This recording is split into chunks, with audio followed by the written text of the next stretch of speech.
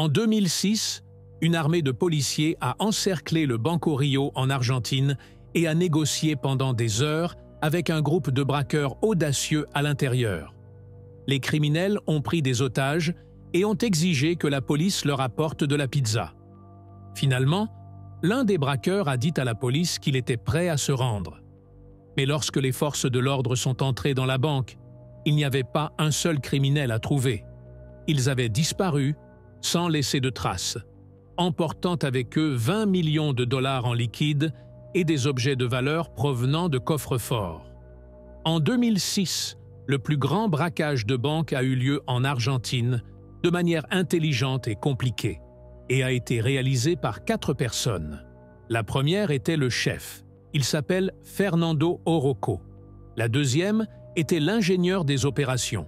Il s'appelle Sébastien Bolster. Le troisième était Beto de la Torre, le financier. Et le dernier était Luis Sillanes, que nous appellerons le violent. 2 autres personnes les ont aidés, mais leur identité n'a pas été révélée. L'histoire commence lorsque le chef de l'opération, Fernando, rend visite à son psychiatre et lui révèle son désir de braquer une banque. Le psychiatre est surpris. Il a supposé qu'il était sous l'influence du cannabis, Fernando étant un toxicomane. Le psychiatre lui a demandé « D'où te vient cette idée? As-tu besoin d'argent ?» Fernando a répondu « Comme vous le savez, je suis un artiste et je pense que je peux faire un chef-d'œuvre de ce vol. » Le psychiatre lui demande à nouveau « Et comment comptez-vous réaliser cette opération ?» Fernando a répondu « Je n'en ai aucune idée jusqu'à présent, mais j'y ai beaucoup réfléchi ces derniers temps. » Le psychiatre n'a pas prêté attention au discours de Fernando, mais ce dernier avait l'intention de cambrioler une banque, ce qui allait être le casse le plus important et le plus intelligent de l'histoire de l'Argentine.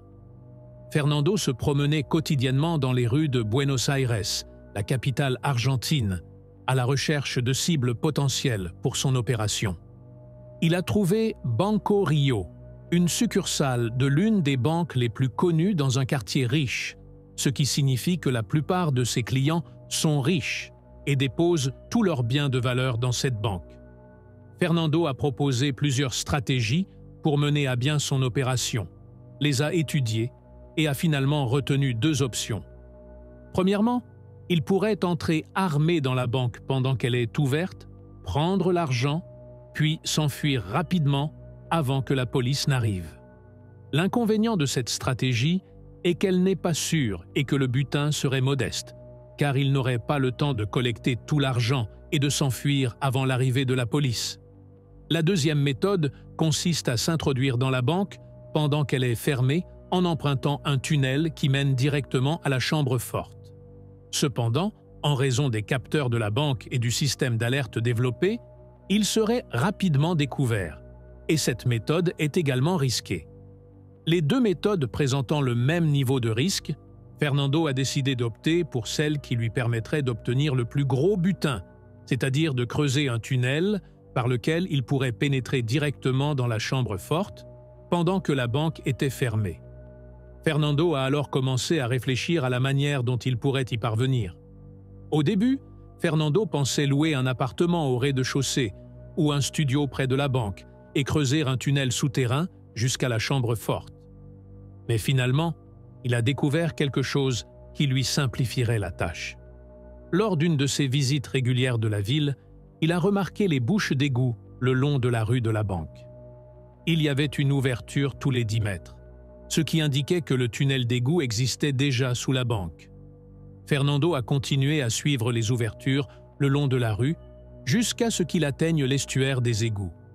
Cet estuaire était une grande ouverture située à seulement 150 mètres de la rive. Tout droit, Fernando est entré dans le tunnel et a commencé à explorer l'endroit. Le tunnel était d'abord carré, mais après une centaine de mètres, il atteignit le tunnel circulaire, d'un diamètre d'environ 6 mètres.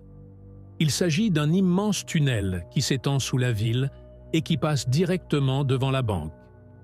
Fernando s'est rendu compte qu'il avait besoin d'aide à ce moment-là, car il lui aurait été pratiquement impossible de mener à bien l'opération seul. La première personne qui lui vint à l'esprit fut Sebastian Bolstar, l'un de ses amis que l'on surnommait l'ingénieur en raison de ses compétences en électronique et en mécanique. Sebastian a été surpris lorsque Fernando est allé le voir et lui a parlé de son plan, car Sebastian ne connaissait Fernando que comme un artiste et un amateur de cannabis, avec un casier judiciaire vierge et aucune expérience en matière de vol. Fernando commence à fournir à Sébastien les détails de l'opération. Il lui parle de ce qu'il a l'intention de faire, de la banque, du tunnel et de tout le reste. L'ingénieur Sébastien se dit prêt à aider le chef Fernando à mener à bien cette opération. La première chose qu'ils firent fut de se rendre à l'emplacement de la banque, puis du tunnel, et de commencer à planifier pour savoir à partir de quel endroit ils pourraient commencer à creuser. Fernando a apporté des rubans de mesure et les a déposés dans les ouvertures. Ces rubans les aideraient à déterminer leur position exacte dans le tunnel et la distance qui les sépare de la surface. Ensuite, ils se sont rendus à la banque et ont pris plusieurs photos couvertes en se faisant passer pour des clients afin d'accéder à la chambre forte, située à l'étage souterrain, et de déterminer sa surface estimée ainsi que le nombre de coffres forts, qui pouvaient aller jusqu'à 100. Ils avaient besoin des plans de la banque, qui se trouvaient probablement dans la municipalité, pour obtenir des chiffres précis, car tous leurs calculs étaient des estimations. Outre l'aide financière, car les outils fabriqués par Sébastien sont coûteux, Fernando estime qu'il a besoin de personnes ayant une expérience suffisante en matière de cambriolage. Fernando, le chef, a commencé à chercher un nouveau partenaire pour rejoindre l'équipe et il s'est adressé à un homme qu'ils appellent le docteur. L'identité de cet homme n'a pas été révélée. Il s'agissait plus d'un coordinateur que d'un complice. Le docteur a assuré Fernando qu'il trouverait les bonnes personnes pour l'aider dans son opération. La première personne est Beto Della Torre, le financier. Cet homme était un gangster et avait un casier judiciaire, et malgré son manque d'expérience en matière de vol, il était expert en armes. Fernando et le docteur rencontrèrent Beto, le financier. Ils lui ont parlé de l'idée et lui ont présenté tous les détails. Beto semble enthousiaste. Fernando a demandé à Beto si tu pouvais financer cette opération.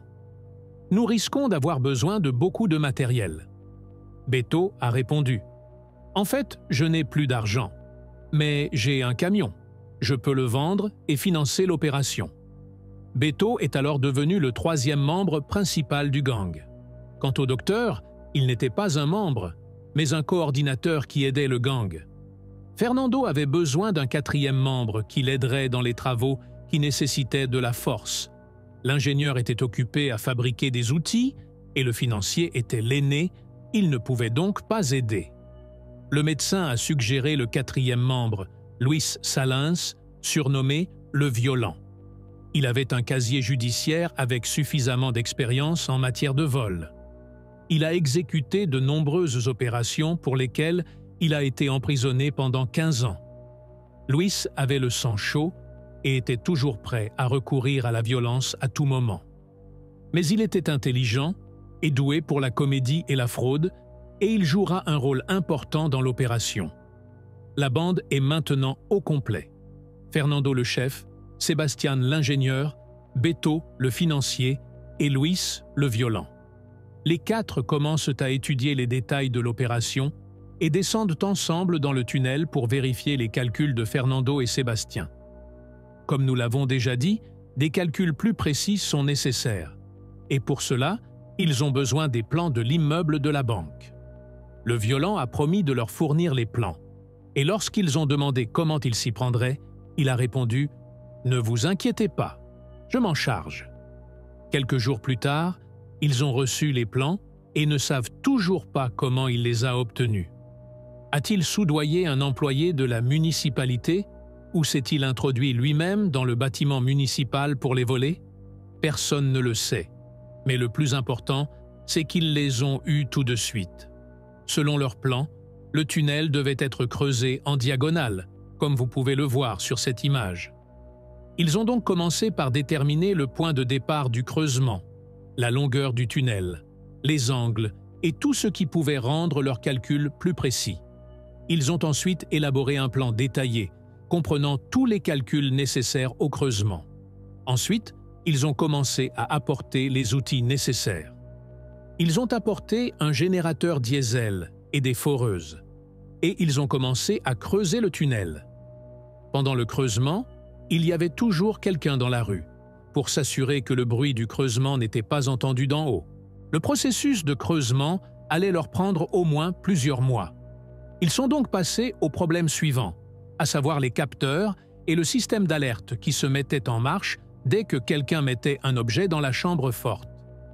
Fernando, le chef, a mis à profit son côté artistique et a commencé à concevoir une esquisse de combinaison qui réduirait la chaleur afin de ne pas être détecté par les capteurs. Des combinaisons faites de sacs de couchage utilisés par les campeurs et les randonneurs. Il achète d'abord une caméra thermique, sur laquelle il fait plusieurs tests pour voir si elle détecte sa chaleur corporelle. L'idée semblait un peu effrayante. Il y aura 4 personnes dans la chambre forte, transportant beaucoup d'équipements, et elles devront rester à l'intérieur pendant une longue période pour récupérer tout le butin, de sorte qu'elles seront certainement détectées. Dans l'ensemble, l'idée n'était pas du tout sûre et était très risquée. Fernando, le chef, est bouleversé. Il passe des heures et des heures à réfléchir à un moyen de pénétrer dans la chambre forte sans se faire repérer. Un jour, une idée folle lui vint à l'esprit. Fernando et sa bande envisageaient de s'introduire dans la banque par le tunnel pendant qu'elle était fermée, et ils excluaient l'idée d'une opération de vol à main armée pendant que la banque était ouverte, car la banque serait envahie par la police en quelques minutes. La nouvelle idée de Fernando consistait à combiner les 2 méthodes, l'intrusion par le tunnel et le vol à main armée. En d'autres termes, au lieu d'utiliser le tunnel pour entrer, il l'utiliserait pour sortir, ce qui rendrait les détecteurs et les alarmes inutiles. La police n'aurait encerclé la banque que de l'extérieur et n'aurait pas compris que les braqueurs utiliseraient un tunnel pour s'enfuir. Fernando a d'abord fait des recherches sur Internet pour voir si quelqu'un avait déjà exécuté un braquage de cette manière, et il n'a rien trouvé, ce qui signifie que la police argentine ne s'y attendrait pas. Fernando a informé l'équipe de son nouveau plan, et les membres de l'équipe ont été stupéfaits et enthousiastes. Il devait maintenant ajouter des armes à la liste des équipements, et le financier a affirmé qu'il s'occuperait des armes car il était un gangster et avait de l'expérience dans ce domaine. Les armes utilisées étaient spéciales. Assurez-vous de terminer l'histoire pour comprendre ce qui les rendait spéciales. L'ensemble du processus a duré 1 an. Au cours de cette année, le tunnel a été creusé et un petit barrage a été construit à l'intérieur du tunnel. Son but était d'élever le niveau de l'eau jusqu'à un certain point. Ils avaient l'intention d'utiliser de petits bateaux en caoutchouc pour transporter le butin. Ensuite, ils ont discuté de la manière de s'échapper. Au départ, l'idée était de s'échapper vers l'estuaire des égouts. Mais il était possible qu'une fois que la police aurait compris ce qui se passait, elle se rendrait à l'estuaire et bloquerait la route. Le groupe a commencé à étudier l'itinéraire alternatif, qui va dans la direction opposée à l'estuaire, et a constaté qu'il était préférable au premier itinéraire parce qu'il comportait de nombreuses ouvertures d'égouts qui étaient espacées tous les 10 mètres le long du tunnel. Ils en ont choisi une en particulier, située à 200 mètres de la rive, et ont garé la camionnette juste au-dessus de la bouche d'égout. La camionnette a été personnalisée, ils ont fait une ouverture sur le plancher de la camionnette qui devait être placée sur l'orifice d'évacuation des eaux usées. Vito, le financier, a apporté une petite camionnette et l'a mise dans son garage, et l'équipe s'est réunie pour apporter les modifications nécessaires à la camionnette. Pendant qu'ils travaillaient, la femme de Vito est entrée brusquement et tous ont demandé à Vito la raison de la présence de sa femme dans le garage. Il leur a immédiatement assuré que tout allait bien, qu'il avait confiance en elle et qu'il n'y avait pas lieu de s'inquiéter. N'oubliez pas cette femme, elle jouera un rôle important dans l'histoire.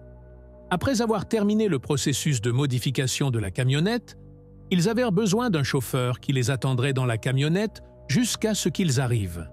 Ce chauffeur était la deuxième personne non révélée, surnommée « le garçon ». Tout était presque prêt. Il ne restait plus qu'à trouver une méthode pour ouvrir rapidement les coffres. Il y avait des centaines de coffres forts qui ne pouvaient pas être ouverts manuellement. Cela leur prendrait des heures. Sébastien, l'ingénieur, a fabriqué un outil hydraulique appelé le canon. Cet outil est conçu pour briser les coffres en seulement 7 secondes pour chaque coffre. Enfin, après tous ces préparatifs et ces efforts, tout était prêt. Comme vous pouvez le voir, voici le tunnel d'égout par lequel ils sont entrés en bateau. Voici le tunnel creusé qui menait à la banque.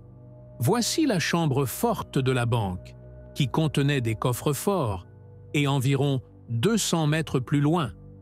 Voici l'ouverture d'égout par laquelle ils allaient s'échapper. Et la camionnette était garée au-dessus de cette ouverture. Le jour J est arrivé le 13 janvier 2006. Sébastien, l'ingénieur, est le seul à être entré dans le tunnel. Et à côté du trou du tunnel qu'ils ont creusé, ils ont mis des bateaux en caoutchouc avec l'équipement. Sébastien a ensuite grimpé dans le tunnel jusqu'au mur de la berge et a attendu le signal de son ami. Les 3 autres membres de la bande, Fernando, le chef, Beto, le financier, et Luis, le violent, se sont retrouvés devant la banque. Lorsqu'ils se sont assurés que tout était prêt, ils ont fait irruption dans la banque avec leurs armes et ont immédiatement pris en otage les employés et les clients de la banque. Ils leur ont demandé de s'allonger face contre terre. Le gardien de la banque était dans sa chambre, il s'est enfermé, a prévenu la police, qui a mis quelques minutes à arriver. Lorsque la banque a été encerclée par la police, Fernando a pensé qu'il était temps de faire un tour qu'il avait déjà planifié. Il l'a appelé le plan Coco. L'idée était de prendre l'un des otages et de sortir de la banque, de faire semblant de vouloir s'échapper, puis de revenir à la banque. Par ce stratagème, il voulait montrer à la police qu'il avait l'intention de s'enfuir avant leur arrivée. Ils avaient même placé une camionnette devant la banque, comme s'ils voulaient l'utiliser pour s'enfuir. Mais l'arrivée rapide de la police a fait échouer leur plan. Le plan Coco a fonctionné. Lorsque le commandant de police est arrivé, ils lui ont dit qu'il y avait des voleurs dans la banque. Ils ont tenté de s'enfuir par la porte d'entrée, mais sont revenus immédiatement en arrière après avoir réalisé que la banque était encerclée. Le commandant a supposé que les voleurs n'avaient pas d'autre issue. Les voleurs ont pris le contrôle de tout ce qui se trouvait à l'intérieur de la banque, à l'exception d'une seule chose. L'agent de sécurité qui s'était enfermé dans sa chambre. Ils devaient le faire sortir car il était en contact direct avec la police, ce qui signifie que s'ils les voyaient quitter la banque, ils ne manqueraient pas d'en informer la police. Ils ont continué à négocier avec lui. Louis, le violent, lui a dit que quelque chose de pire allait se produire s'il ne sortait pas de sa chambre. L'agent de sécurité s'est entêté et a refusé de sortir, ce qui a incité Louis à prendre l'une des banquières, à la menacer avec une arme à feu. Au début, la gardienne a continué à insister, mais lorsqu'elle s'est mise à pleurer en le suppliant de faire ce qu'il voulait, il ne pouvait pas risquer sa vie et a décidé de sortir. Il déverrouille la porte, pose son arme sur une table et se rend. Louis, le violent, l'a fouillé de fond en comble, a pris son téléphone, l'a accompagné jusqu'à la porte et l'a laissé sortir. Le gardien est allé voir la police et les forces spéciales qui encerclaient la banque. Le commandant de la police lui a demandé ce qui se passait à l'intérieur. Le garde a répondu qu'il y avait 3 voleurs armés avec une trentaine d'otages. Il a également précisé qu'ils avaient pris leur téléphone. Le commandant de la police a aperçu l'un des voleurs à travers les fenêtres de la banque. Il leur faisait signe en tenant un téléphone. On aurait dit qu'il leur disait d'appeler le téléphone du gardien. Au même moment, Fernando, le chef, donne l'ordre à Sébastien, qui attend dans le tunnel, de commencer à attaquer la chambre forte. Sébastien commence à creuser et entend le bruit de quelque chose qui bouge de l'autre côté. C'était Fernando, qui déplaçait un classeur qui se trouvait exactement à l'endroit où Sébastien creusait. Fernando est soulagé lorsqu'il aperçoit Sébastien. Il s'est assuré de creuser au bon endroit, car jusqu'à présent, il craignait qu'il ne creuse au mauvais endroit.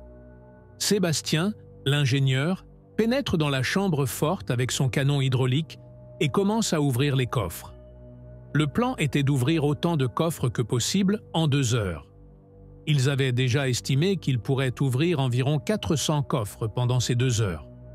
Fernando et Sébastien sont restés dans la chambre forte pour piller les coffres, tandis que Luis et le financier prenaient le contrôle des otages et essayaient de retarder la police jusqu'à la fin des 2 heures. Luis, le violent, était responsable de la communication avec la police. C'est lui qui a obtenu le téléphone. Comme nous l'avons dit plus haut, cet homme est doué pour l'escroquerie. Il a donc réussi à retarder la police en créant différents personnages pour les distraire. Même le commandant a été surpris par la façon dont Luis lui parlait. Le commandant a demandé à Luis quelles étaient leurs exigences. Luis a répondu « Écoutez, nous avions l'intention de dévaliser la banque et de partir immédiatement. Mais vous avez été plus rapide que prévu. Nous ne voulons faire de mal à personne, mais nous ne savons plus quoi faire. » Le commandant des opérations observait Luis à travers ses jumelles depuis l'une des fenêtres de la banque, et il l'a vu assis sur la chaise, les jambes croisées. Il semblait à l'aise, comme s'il prenait un appel professionnel dans son propre bureau. Le commandant s'est alors rendu compte qu'il parlait à quelqu'un qui avait déjà une expérience criminelle. Luis lui dit « Laisse-moi te dire quelque chose, mon ami. Cela ne fait pas longtemps que je suis sorti de prison. J'y ai passé 15 ans, et ce n'est pas mon premier vol. Je connais tous tes trucs. S'il vous plaît, ne vous moquez pas de moi. Vous pourriez blesser les otages. » Le commandant répond « Ne vous inquiétez pas, nous ne ferons rien. Relâchez juste l'un d'entre eux, chaque fois que vous nous montrez vos bonnes intentions. » Luis a répété « Nous vous avons donné le garde. Ne soyez pas trop gourmands. Nous sommes les seuls responsables de déterminer quand libérer les otages. Au revoir. » Et il a raccroché. De cette façon, Luis a prouvé au commandant qu'il était le chef de la négociation et l'a forcé à réfléchir à 2 fois avant d'agir. Et c'est ce dont les voleurs avaient besoin, du temps. Luis et le commandant sont restés en contact, et Luis, de temps en temps, a inventé des histoires pour distraire la police. Il leur a dit d'appeler son avocat pour négocier les conditions de la reddition et leur a donné le numéro de téléphone de l'un des otages. Lorsque la police a appelé ce numéro, Luis a changé le ton de sa voix et a répondu, se faisant passer pour l'avocat, et lui a dit qu'il était en route pour négocier. Cet homme était un prodige. Il a réussi à retarder la police aussi longtemps que ses amis en avaient besoin. Malheureusement, au bout de 2 heures, Sébastien, l'ingénieur, et Fernando, le chef, n'ont pas réussi à ouvrir le nombre de coffres prévus. Ils n'ont pu ouvrir que 147 coffres, et l'outil hydraulique a eu des problèmes de chauffage. Il n'a pas fonctionné comme ils l'espéraient, mais comme le butin était énorme, ils ont décidé de ne pas prendre plus de risques et de s'en tenir à leur plan. Fernando, le chef, a appelé Luis le violent et lui a dit qu'il était temps de mettre en œuvre le plan d'évasion. À ce moment-là, Luis a de nouveau eu recours à ses astuces et a appelé le commandant pour lui dire « Écoutez, nous avons fini et nous allons nous rendre. Mais je sais que vous allez nous garder en détention pendant un long moment sans manger. Alors avant de nous rendre, nous voulons de la pizza. Apportez beaucoup de pizza pour nous et les otages. » Le commandant a répondu « D'accord, nous vous apporterons des pizzas pour vous tous. » Mais Luis a précisé qu'il devait s'agir d'une pizza italienne originale provenant d'un restaurant particulier situé loin de la banque, afin de les retarder le plus longtemps possible. Le commandant a accepté leur demande et l'a assuré qu'il leur fournirait une pizza du restaurant qu'ils souhaitaient. Luis a ensuite coupé toutes sortes de communications avec la police. Beto et lui ont ordonné à tous les otages de rester allongés face contre terre sans bouger et les ont menacés de tirer si quelqu'un essayait de bouger. Dans le même temps, Fernando et Sébastien ont rassemblé tout le butin, l'ont mis dans des sacs et l'ont jeté par le tunnel qu'ils avaient creusé. Luis et Beto ont rejoint l'équipe dans la chambre forte et, avant de partir, ils ont placé leurs armes sur un morceau de tissu. Nous en connaîtrons la raison plus tard dans l'histoire. Lorsqu'ils sont sortis du trou, ils y ont placé quelque chose qui ressemblait à une bombe, ont remis le classeur en place et sont descendus immédiatement par le tunnel jusqu'à leur canot pneumatique. Ils ont mis le butin sur l'un d'eux, sont montés sur l'autre et ont longé le tunnel d'égout jusqu'à ce qu'ils atteignent le trou d'où ils prévoyaient de s'échapper. Ils ont porté les sacs de butin et ont grimpé l'échelle directement jusqu'à la camionnette, sans se faire remarquer. Ils se sont dirigés vers la planque qu'ils avaient déjà préparée auparavant. Lorsqu'ils sont arrivés à la maison, ils ont mis la camionnette à l'abri des regards indiscrets et se sont demandé si la police les poursuivait ou non.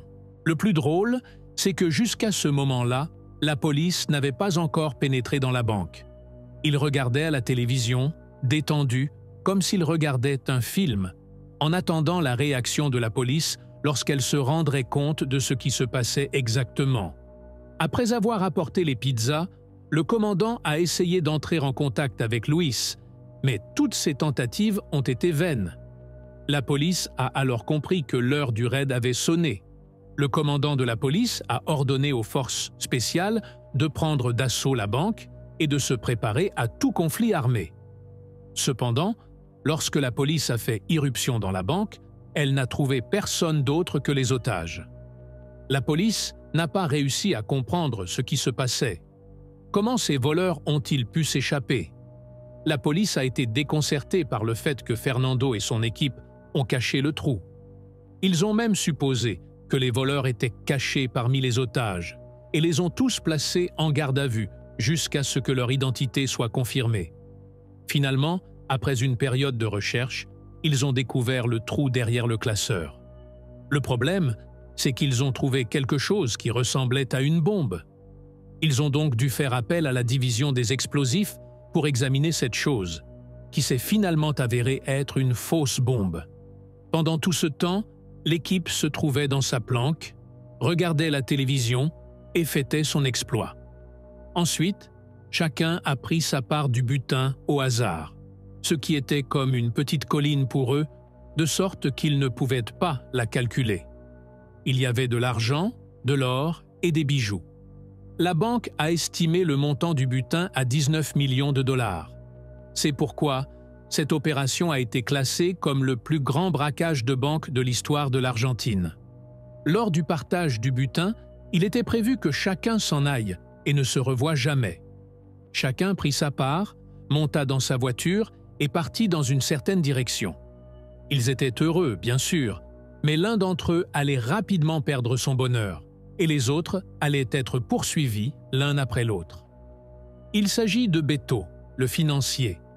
Comme vous le savez, sa femme était au courant du vol.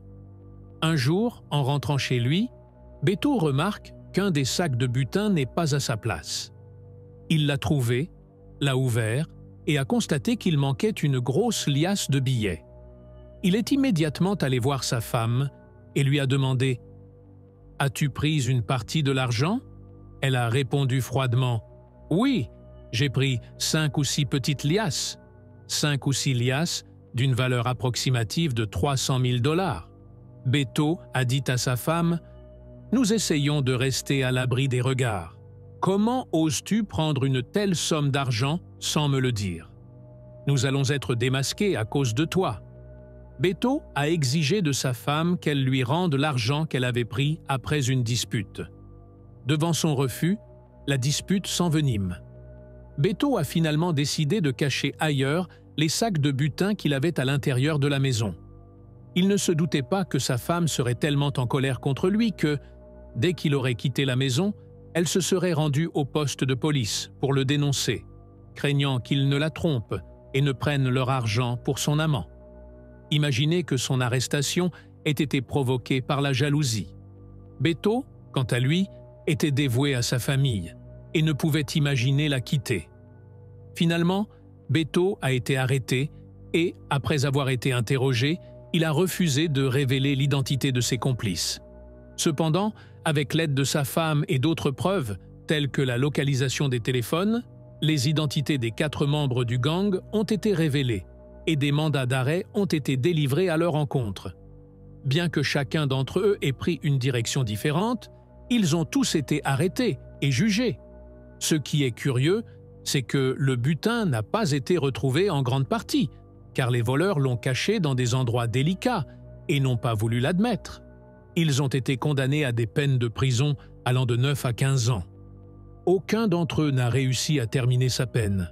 Au contraire, en raison de leur bonne conduite, ils ont été temporairement libérés. Après avoir purgé environ 2 ans de prison, Fernando et Sebastián ont été assignés à résidence pendant 2 ans. Beto et Luis, en revanche, ont été incarcérés pour des périodes plus longues en raison de leurs crimes antérieurs. Luis et Beto ont passé beaucoup moins de temps que la peine initiale, respectivement 6 et 8 ans. La peine était légère. Les armes qu'ils ont utilisées en sont la cause principale. Vous souvenez-vous que j'ai dit que leurs armes étaient spéciales et qu'ils les avaient placées là avant de s'enfuir. Ce sont leurs armes factices et irréelles qui en sont la cause. Imaginez qu'ils aient mené une opération d'une telle ampleur, en prenant en otage des policiers et des forces spéciales et en les contrôlant avec des armes factices. C'est incroyable. L'explication évidente est que, même s'ils étaient pris, la sanction serait très différente de celle d'un vol à main armée. C'est pour cette raison que les peines ont été courtes et qu'ils ont été libérés prématurément. Ce qui est étrange, c'est que le butin n'a pas été retrouvé en grande partie.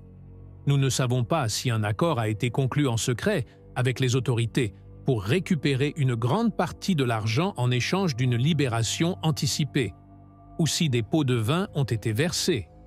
Il ne s'agit que d'hypothèses. Nous n'avons aucune idée de ce qui s'est passé en coulisses. Les clients de la banque ont été indemnisés par la banque et les compagnies d'assurance.